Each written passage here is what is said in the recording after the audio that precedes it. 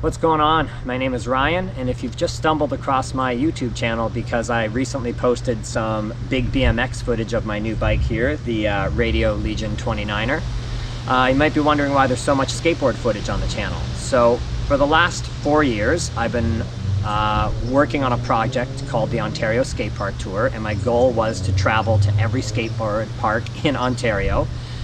Part of it was to keep me excited about skateboarding because I'm in my late 40s now and I just wanted a reason to just stay excited about skateboarding. And I thought it would be cool if I could share all these parks with everybody and show all the skateboarders in Ontario all the cool parks that are in our backyard, and maybe inspire others to go and travel to some new skate parks. But I also have a very deep history in cycling, so not just BMX, but cycling as a whole. So I thought I would make a video to just sort of talk about my history in cycling. And also, I thought this would be cool just for myself as sort of a recap over the last, 40 years of riding bikes, because I haven't really talked about that much on my channel. If you scroll way back into my video feed, you'll see some mountain biking footage and some dirt jumping.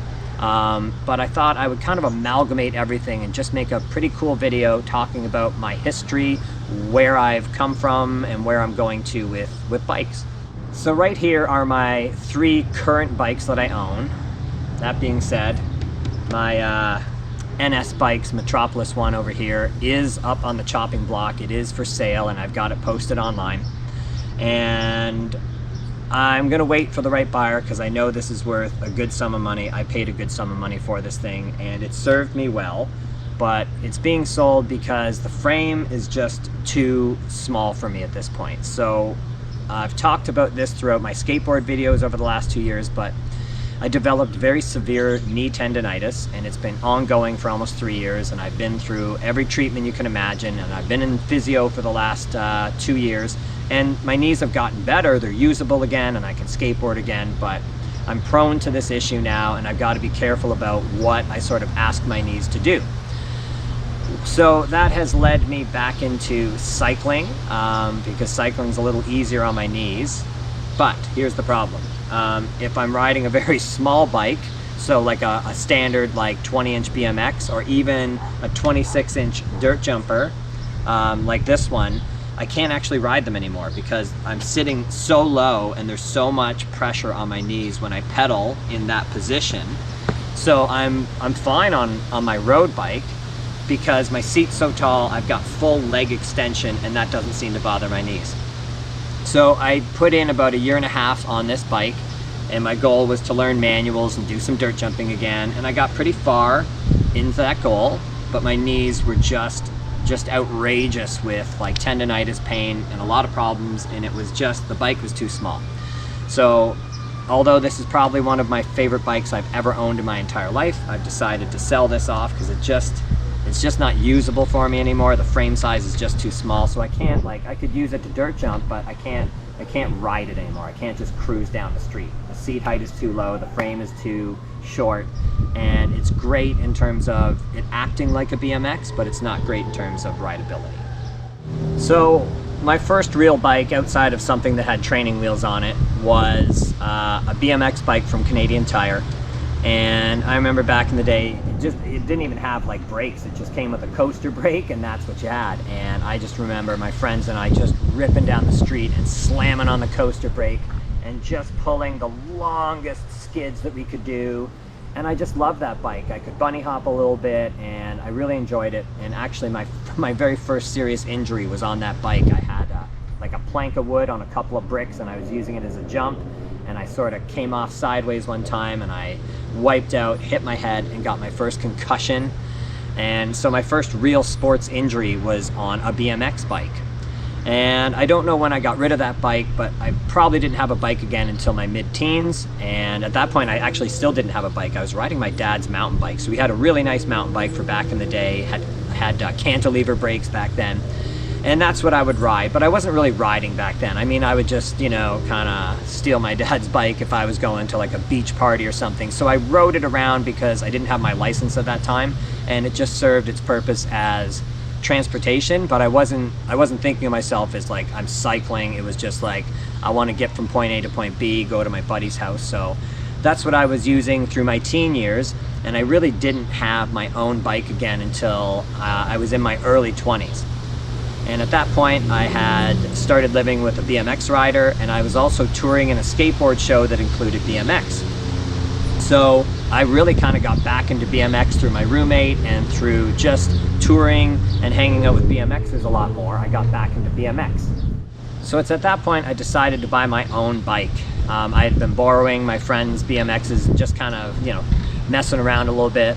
But I decided I'm going to save up, and I got my first real BMX myself, and it was the Schwinn J-Miron Hydromatic Comp. And this thing was amazing. Had this pearl white coat on it, and it was a tank, but literally a tank. The thing probably weighed like, I don't know, 50 pounds. Like, just to bunny hop it, you had to be Arnold Schwarzenegger. The thing was a monster, but I actually learned to ride mini ramp and do a little bit of park riding at that point, and I loved that bike. But it was too heavy, and I didn't really like the bike that much, so I ended up selling it. And I went through several incarnations of bikes that were like, I'd get a frame from somebody and I'd build it up. But my real bike that I had for a substantial period of time as a BMX bike was a Specialized Fat Boy, and I absolutely loved that bike. So actually I got some footage. Let's take a quick look at some footage of me riding the Specialized Fat Boy.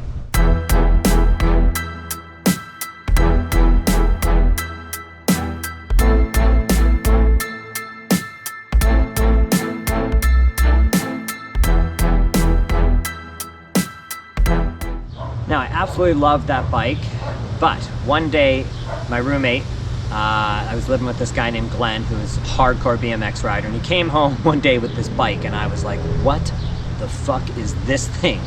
And it was a 26-inch mountain bike, but I had never seen something like this. So this we're talking now is right around 1999-ish, and companies started producing specific like dirt jump mountain bikes, right? So this is when free riding is really coming in. And this just, to me, looked like an oversized BMX, and I was like, what the hell, man? And it had front suspension, so it took a little bit of the bite out of your wrists and shoulders, and it was super short on the geometry and short chain stays, so you could wheelie it and manual it, and it blew my mind. So again, I saved up, and I bought myself a Kona. It was a 2001 Kona Stuff. It had this great sort of like greenish gold paint job, and it was a flashy bike. And yeah, that's the picture of it. And I love this bike. I can't describe how much I love this bike. I had this thing for almost, I would say, 18 years until I sold it. And it went through a lot of reincarnations. I swapped out the forks and put some different like downhill forks on it, and I swapped out the crank sets, and I put a new wheel set on it. And when I bought it, it had V brakes, and I upgraded to a wheel set with disc brakes and did a whole bunch of stuff. And this was really my main bike for that entire duration, for 18 years. And I just fell in love with mountain biking. That's really all I did. I actually took a hiatus from skateboarding for a couple of years and just rode mountain bike. That's all I did. My apologies for the wind, but this was the time I had to make this video, and I cannot control the weather, so I'm trying to speak up over the wind. But if there's some wind noise on the GoPro, my apologies. What can I do? I don't have time to set this up later. I just wanted to get this video rocking, so it is what it is.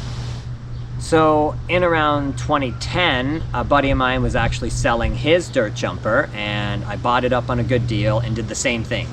Totally like changed everything on it. And my goal with this bike, it was a Norco 250, and it was absolutely, next to the Kona, one of my favorite bikes I've ever owned. And my goal was to build this bike up specifically to get it as close to a BMX, because think back in 2010, there were no big BMXs. I know that there were 24-inch cruiser BMXs, but they weren't making 26ers yet, and they certainly weren't making 29ers yet. So I basically rebuilt this thing up from the ground with as many BMX parts as I could put on it. So BMX stem, I had Salt like BMX cranks on it, so everything I could do was BMX based. And I loved that bike, but it didn't have the aesthetics. Like I wanted to have 990s for my brakes. Like I wanted it to be true to form to a BMX bike, only in a 26-inch size. So I had both of those bikes, and I really enjoyed them, but at some point I just said, look, they've served their purpose, and I wanted to move on to an actual like proper BMX bike. But let's take a look at some footage of my Kona. And I even went so far in mountain biking as to get put on the Flow team for Kona. So I used to get sent a package every month with, you know, tires. Like I was just on Flow. I wasn't getting free bikes, but I was getting tires and like a saddle or a backpack or just anything that Kona made. So it was really good. That lasted for about 2 years. And this was the basically one of the videos I made for Kona.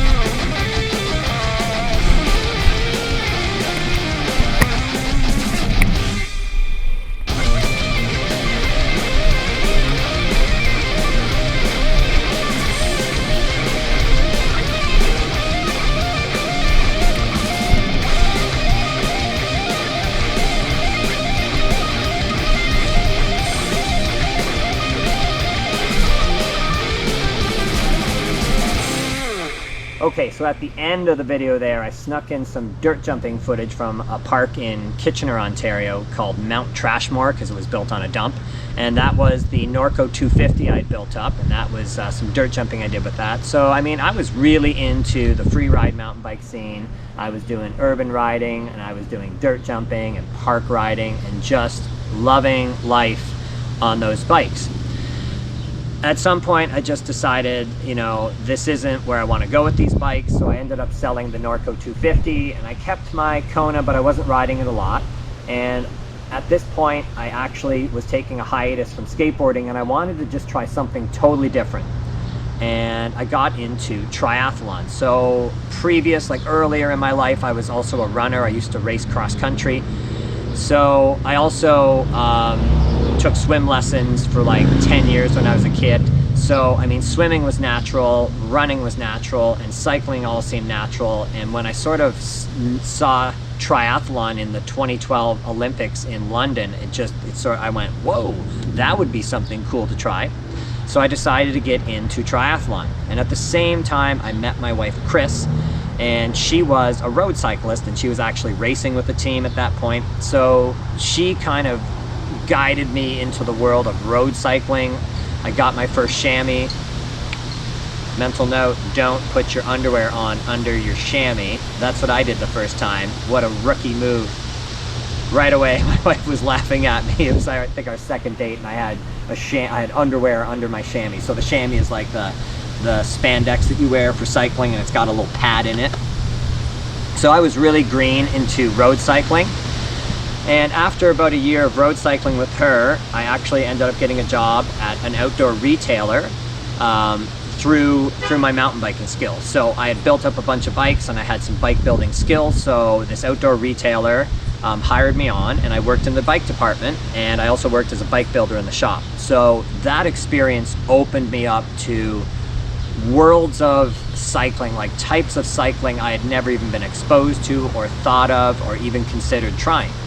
So that brought me into a totally new phase of cycling, and I was exposed to not only like road cycling and high-end bikes like carbon fiber bikes and why you would go carbon fiber, and then I started to learn about all of the different levels of, like, you know, your group sets, your cranks, why one crank set might be better than another, or why you might go with one derailleur over another. So I learned a ton about cycling, like everything there is to know. I was in that bike shop and working in the the bike area for about 2 years.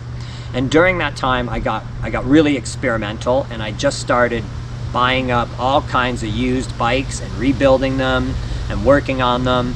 And I think during that time, I probably owned 15 different bikes, and that's everything from like fixed gear bikes, single speed bikes, commuter bikes, different versions of commuter bikes that I built up. I had a couple of different carbon road bikes, and that's my current carbon road bike. It's a Ridley Crossfire. I had a number of like mountain bikes during that time. I even had a full suspension 29er mountain bike. So I went through a period where I really owned and built and tried a ton of bikes. My wife and I got into bike touring, so we built up a couple of tour bikes like with full racks and panniers, and we did several like little bike tours on our bikes. So I mean, I was in, like, I wasn't skateboarding at the time, and my whole life was cycling. I was doing like 100-kilometer like charity rides every weekend. My wife and I even did a 300K ride one time. So like our focus, like that's what my wife and I did together. We were on bikes, and we just lived on bikes. And this went on for a couple of years. Now this brings me to when I turned 40 years old. So at 40 years old, for some reason I decided I'm getting another BMX bike. Like I just wanted to get back into BMX a little bit. So to celebrate turning 40, I went and bought myself a Sunday Jake Seeley Broadcaster. Had a free coaster hub on it, and this bike was so badass. So there's a picture of me with my new bike right after I bought it. And I rode that bike for a couple of years. I tried everything from riding totally brakeless to just a rear brake to front and back brake. Every kind of style, and I loved that bike. But at some point, as I got a little older, so into my mid-40s now, I'm 48 now, so I think probably about 4 years ago, maybe 5 years ago, my knees just started taking a downturn, and I couldn't really ride the bike anymore. Like I could dirt jump and stuff if I was standing over it, but I couldn't like sit down. I couldn't even sit down and like coast like this on it because the pressure on my knees was so bad. So this was really the start of my knee problems. And after trying to ride this bike for an extra year, I just realized it's not going to happen. It's just not going to happen. So I parted ways with that bike, and I bought myself a 26-inch Sabrosa. So this was, at the time, I was looking for solutions to what to do to the BMX, and then I had realized or discovered that there were companies selling 26-inch BMX, so bigger BMXs, and I thought, whoa, mind blown, right? Let's do this. So after some research, I ordered myself a Sabrosa 26-inch full BMX. So when I say full, what I mean is like the frame was chromoly, like the bars, it came with pegs, like it was just a 26-inch, just a larger BMX. And I rode that bike for about a year, and I really liked it. But one of the things, I guess a couple complaints, it was just too heavy. At that size, in full chromoly steel, the bike was so heavy it was unusable. And I also found I was still at that point like jumping gaps and riding BMX, and I found that my wrists and my shoulders were just getting annihilated from the impact. And I said, look, there's got to be something that's just like, essentially I was taking a step back to the Kona and the Norco 250 style BMX dirt jumpers, and I said, okay, I'm gonna sell this. And you know, I do have the greatest wife on the planet because she just lets me go through this stuff. She lets me buy a bike and use it, and then 8 months later I go, nah, it's not the right bike. And at that point I started looking at something I could buy that was as close to a BMX again as possible, but this time I didn't care about 990 brakes or any of that really BMX specific stuff. I just wanted something that rode nice, had some front suspension. So it led me to this fella, and I ended up buying the NS Metropolis 1 about 2.5, 3 years ago. And the first year I had this thing, I rode it like non-stop. And my goal was to learn manuals. And I started getting there. I started getting manuals, and I was taking it to pump tracks, and I was doing some jumping on it, and I loved it. And right around that time, my knee tendonitis was escalating to a point where I just couldn't do anything anymore, never mind ride. But one of the worst things on my knees was riding a bike like this with the seat height so low, and now I'm pedaling like this with my knees up here, and it was excruciating. So this bike, actually, I have not ridden it in 2 years. It's been hanging in the basement, and I've been hoping that my knees would get better, and they have. But I also know that if I go back to riding this bike, my knees are going to take a downhill slide very quickly. So I've unfortunately had to face reality and realize that this bike is just no longer the bike for me. Okay, so where does that bring us to now? Well, the 29er BMX. So I can now ride this comfortably.